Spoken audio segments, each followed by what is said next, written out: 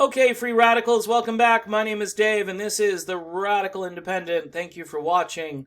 Big shout out to one of my supporters, Christine.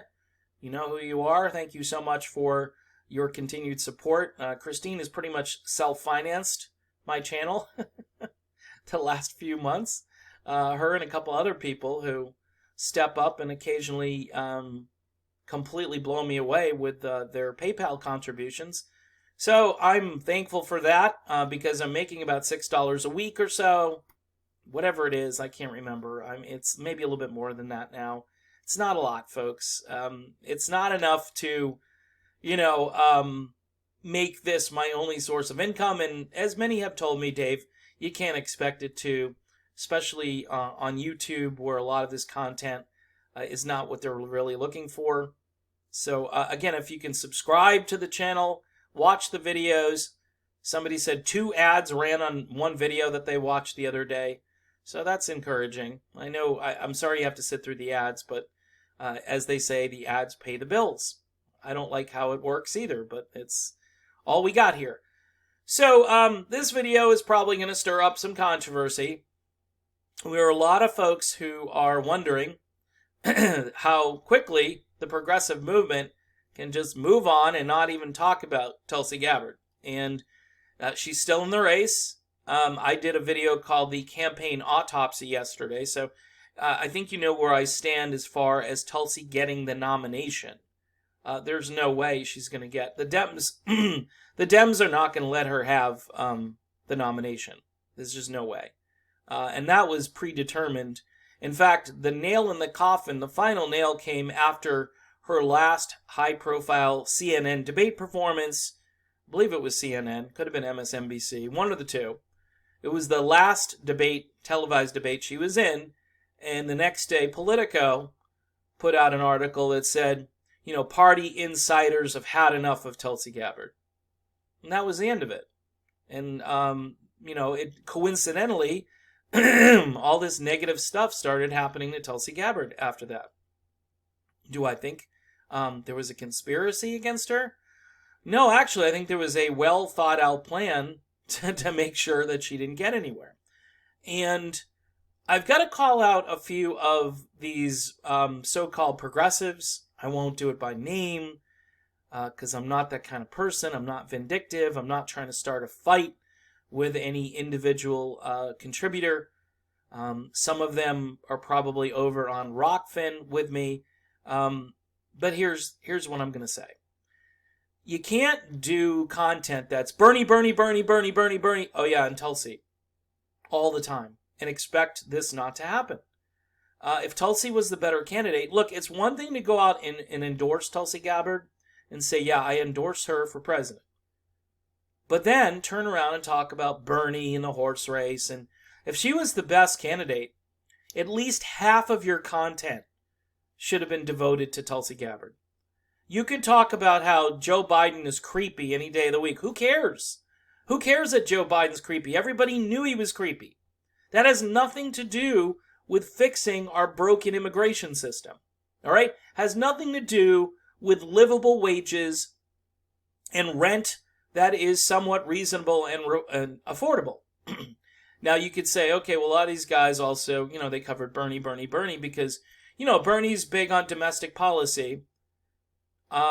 Here's the thing. As Tulsi has said, and many people have said, all of that pales into comparison to the military-industrial complex and the close to $1 trillion we're wasting yearly. Now, I'm not saying you cut all of that money out. I know there are some in certain little political circles that believe you can eliminate all military spending. That's garbage. You can't. I'm just trying to be honest. I'd like to see it cut in half, though. I'd like to see it cut in half. I think that's reasonable, and I think I've heard some people say they'd like to cut, 2/3 out of it. It's doable. But all of those other issues kind of flow downhill, or all downhill from the flow of the MIC and their influence and dominance over everything in our media.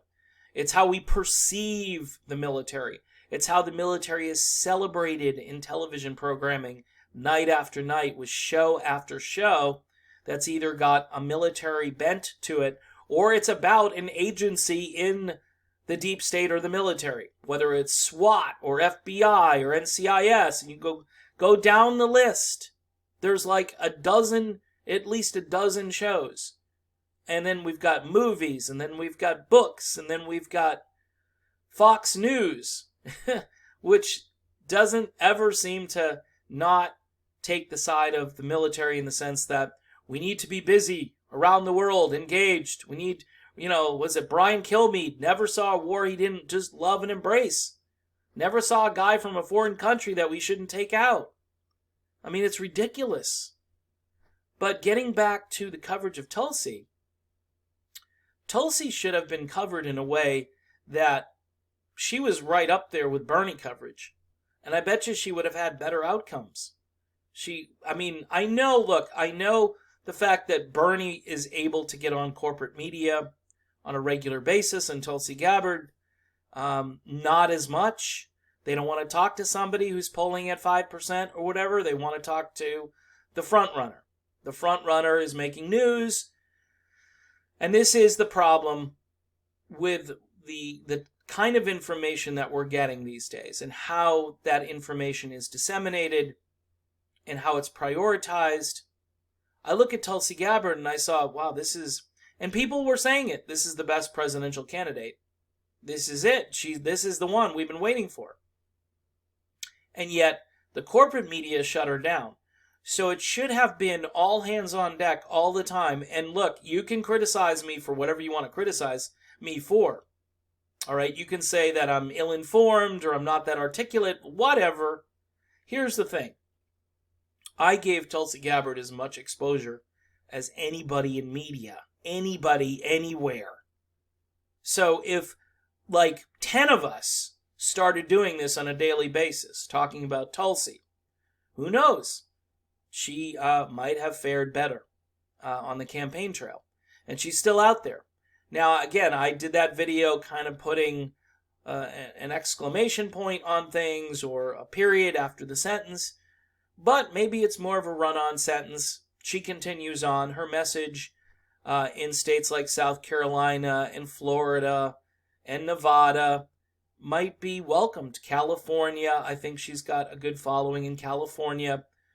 But all those commentators who do all these videos about all this different crap about, again, Joe Biden being creepy or whatever, you wasted a lot of time. And I was saying it back in the early stages of this campaign, where you could be talking about substance. Tearing down Joe Biden, he can do that to himself. He doesn't need progressive commentators noting how creepy he is. He just doesn't need it. We don't need to focus on that. In fact, it's a generational thing with Joe anyway, where he thinks he can be all touchy-feely and he doesn't see a problem with it. And maybe he is just really creepy. But pointing that out over and over again, to me, you're wasting time. You're wasting time. And I decided early on with this channel that I was going to focus primarily on bigger issues and about explaining Tulsi and about, I guess, exposing the bias against Tulsi. I mean, I hate to do a video, but I'm doing it, exposing the fact that many in the progressive media spent way too much time with Bernie Sanders. Way too much time with Bernie. Bernie didn't really need your help. All right? I'll be honest. Why did Bernie need progressive media? Bernie was getting lots of exposure. He has a big campaign infrastructure. He's got donations pouring in. Think about it. Wouldn't you want to help somebody who's more of an underdog candidate? I mean, you could say, yeah, I did some for Tulsi. I'm sure I'll hear it from people saying, oh, I did a ton for Tulsi. And I go, well, a ton wasn't enough. You should have done 2 tons for Tulsi. And if you really believed in Tulsi Gabbard, see, my theory is this, that a lot of these progressives in the back of their mind, they're kind of like TYT. Oh, she might be a closet right-winger. She said she's a hawk on terror. I don't know. Her Medicare plan is different from Bernie's. She's given some choice in there, and she's going to allow some private insurance to be out there. kind of sounds like she might be a Republican. So let's just stick with Bernie. And I think that was the mentality, especially toward the end, where people who I used to follow, I had to unfollow because they were nitpicking some of her domestic policies to a point where, okay, what's the big picture? The big picture is bring the money home so then we can divide it up. That's what we need to do. Bring the money home. And how do you bring the money home? You bring the troops home. You shut down a few military bases. Like I said, you cut the military budget in half. And then we can argue about what to do with that money. But it's like a bunch of people saying, well, we're all going to get an inheritance, and I'm going to tell you how we're all going to spend it. Well, we didn't get that inheritance because it's not there. Yeah, I know the Fed could just print money for all of us, which they did back in September, for themselves, so they could grease and lubricate the financial markets. One of the weirdest stories I've ever looked at and read through and thought to myself, holy crap, they can pretty much just, print themselves out of debt. That's exactly what they did, and they're going to continue to do that. So for the rest of us, though, who are living with a burdensome student loan debt, who don't understand why a rent is like $1,500 a month for a studio apartment in some places. I think that's what Tulsi was talking about. For the rest of us who care about these big ticket bread and butter issues, who understand that none of it's going to get solved unless we reduce the military's footprint and stranglehold on the culture. All right. And again, I'm not demeaning people who go into the military. Obviously, Tulsi is in the military, so that would be kind of stupid. There are tons of fine people who are in the United States military, and I appreciate their service to the country. I just wonder about the mission, the overall mission of the military. And it's just another arm of this, wheel, these spokes in a wheel that continue to prop up the economy. And in the end, we need to wean ourselves, much like we need to wean ourselves off of fossil fuels, we're going to have to wean ourselves off of the military-based economy. And Tulsi Gabbard was a step in that direction. Dr. Ron Paul, he was a step in that direction. Justin Amash, he's a step in that direction. But Rand Paul, these are all people who are out there, and they're not in the Democratic Party for the most part. Only Tulsi is. So it shows you that the Democratic Party is actually more pro-war, because if you look at the membership, there are very few people in the Democratic Party who preach what Tulsi Gabbard has been preaching now since she got into public service. So as a progressive, as somebody who's progressive in media, that issue being the most important, and Tulsi Gabbard's position being most progressive, you would think you'd be shouting her name from the rooftops every single day. Do your video on how creepy Joe Biden is. Then do another video talking about how great Tulsi Gabbard is on foreign policy and why that matters to people who need Medicare for all.